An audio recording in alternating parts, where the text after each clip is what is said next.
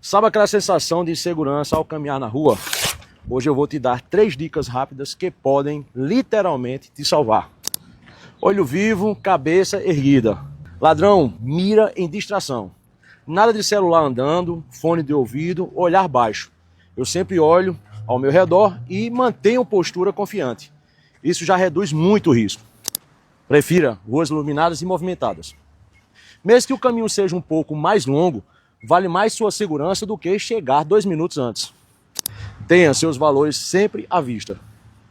Bolsa na frente, carteira no bolso da frente. Quanto menos você chamar atenção, menos chance de ser alvo. E olha, se o bandido te abordar, não reaja. Nada vale mais que sua vida. Quer dicas de segurança para usar no seu dia a dia? Treino de defesa pessoal e como agir em situações reais? Me segue aqui. Eu vou te ensinar tudo passo a passo.